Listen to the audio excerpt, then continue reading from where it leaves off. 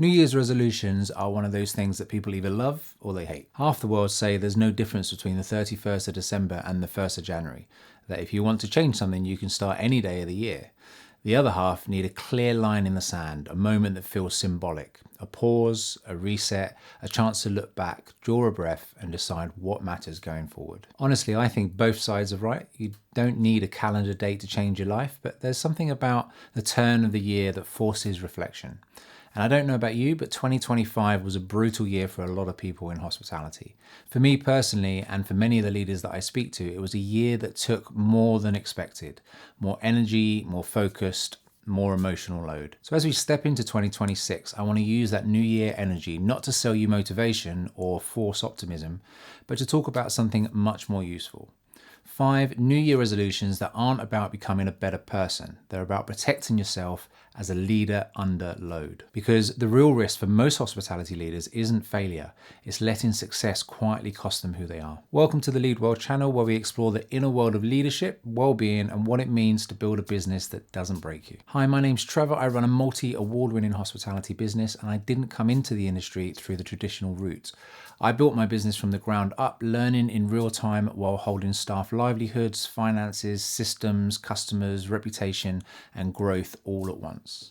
For a long time, I believed strong leadership meant carrying everything myself. If something went wrong, it landed on me. If something went right, I moved straight on to the next problem. From the outside, things looked successful. Inside, more and more pressure was quietly sitting with me. And the thing I've learned the hard way is this: pressure doesn't announce itself, it accumulates. New Year's resolutions are useful because they force you to stop long enough to see where that accumulation has happened. So what I want to share here today is 5 resolutions that I believe should be front of mind for hospitality leaders planning their next year ahead. Not because they'll make you happier, but because they'll protect your clarity, your identity, and your ability to lead without burning yourself down in the process. Resolution number 1, make time away from your business non-negotiable. Looking back at 2025, one of the things that hit me hardest was how much time simply disappeared. So much of my year was spent focused on work in one form or another that several things that really mattered to me just didn't happen. And there were reasons, there always are. There was a house renovation that kicked us in the nuts. There were business pressures that needed attention. There was moments that genuinely required me to be present. But when I zoom out and look at the year as a whole, I can see the gaps clearly. I love traveling. I love going on big holidays with my wife. We've always done trips where something inevitably goes wrong and becomes a story that we laugh about for years afterwards. This year, we didn't get away at all. We managed 3 days away last month as a kind of a token gesture, but there was no planned trips, no proper time away to look forward to. And it wasn't just the big stuff. The smaller things that normally anchor us didn't get protected either. Date nights, weekend activities, the things that remind you that life's happening alongside the business. Now here's the important reframe.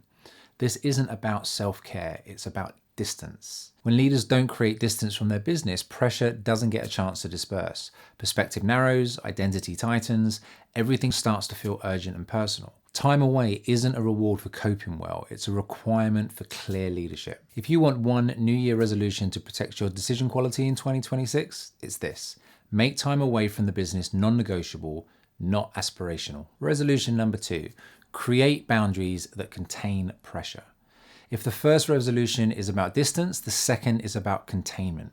Boundaries aren't about saying no for the sake of it. They're about deciding where pressure is allowed to land. Clear boundaries tell your team when to contact you and when not to. They clarify what is genuinely your responsibility and what just isn't. They allow you to be fully present when you're away from work instead of half there, half elsewhere. I've spoken about boundaries a lot on this channel, and I'll keep speaking about them because they're one of the most misunderstood parts of leadership. Boundaries aren't a sign of weakness. They're a structural decision. And I'll be honest, this is still something I'm mastering. I've said many times that I'm not fixed. I'm on the path. I've seen the dark side of my own nature, the anxiety, the burnout, the point where carrying everything started to break me rather than prove my strength. I've rounded that curve, but the work is ongoing. The mistake I made for years was believing that strong leadership meant absorbing pressure personally, that if I could just cope a bit better, everything would be fine. But what I've learned since is that leadership isn't about absorbing pressure. It's about directing it. Boundaries stop pressure defaulting to you. They stop the business leaning on your nervous system to function, and that matters far more than being consistently available. Resolution number 3, Build an identity that isn't your business. This is where the first two resolutions really start to matter. Many hospitality leaders create an identity that exists almost entirely inside the business. You become the brand, the fixer, the person who gets things done, the one who's always on call. At the start of Occo Rocco, that identity felt like a badge of honor. Representing the brand mattered to me. Being visible mattered. Being the figurehead mattered. But fast forward a few years and I started to see the cost. I found it hard to step away. Conversations outside of work were never about anything other than the business. How's Rocco going? Became the only question that people seemed to ask me. I went in whenever I was needed. I solved problems that I thought only I could solve. And without really realizing it, I let the business define me. The danger of that is subtle. When your identity is tied entirely to a business, your happiness becomes tied to its performance. And that feels great when things are going well, but every unpaid bill, every slow night, every customer complaint, every staff issue starts to feel personal, like a judgment on you. That's not resilience, that's exposure. Today, I have other identities, other interests, other places to direct my enthusiasm. I can talk about 3D printing, painting, training, consultancy, this channel. I can exist as a person outside of my role within the restaurant. And that separation protects leadership. Identity preservation isn't about disengaging from ambition. It's about not letting the business consume your sense of self. Resolution number 4.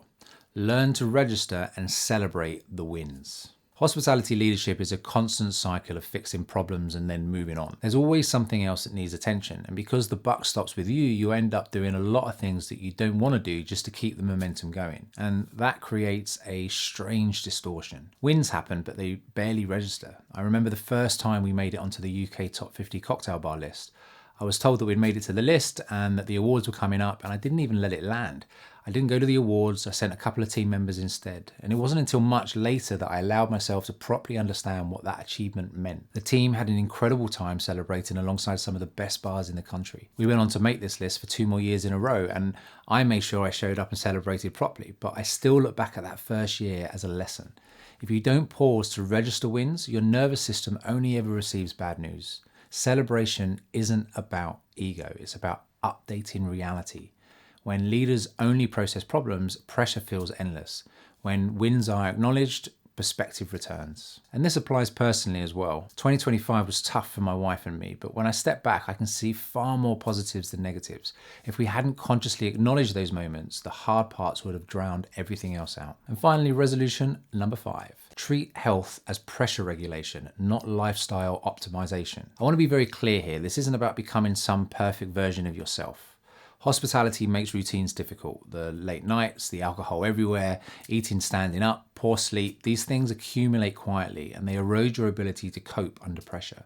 For me, change didn't come as a grand plan, it came in steps. Getting up a little earlier, adding breathwork and meditation to my morning. Then I felt the energy that I wanted to go to the gym, so I got up a bit earlier. Then I decided I wanted a better outcome from the gym, so I improved on my diet. I then decided I wanted to give up alcohol completely. Looking back, that progression feels obvious, and at the time it just felt impossible. The point isn't what you do, it's that you start small and you be consistent. Health isn't about aesthetics or discipline, it's about keeping pressure productive. When your body is depleted, pressure becomes corrosive.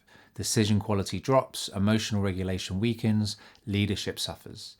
You don't need perfection, you just need regulation. Miss a day, move on. Just don't miss 2 in a row. These 5 resolutions aren't lifestyle advice, they're leadership protections. They stop pressure collapsing into one person. They preserve identity, they preserve clarity, and when pressure is contained properly, something important happens.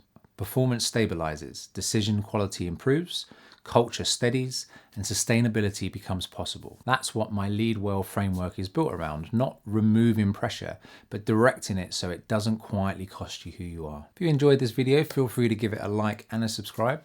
It helps me, it helps the channel, and it helps people like us find the content that really matters. I'd love to hear what your New Year's resolutions are in the comments, so put them down below. And as always, I'd love to remind you that you matter too. Don't forget that.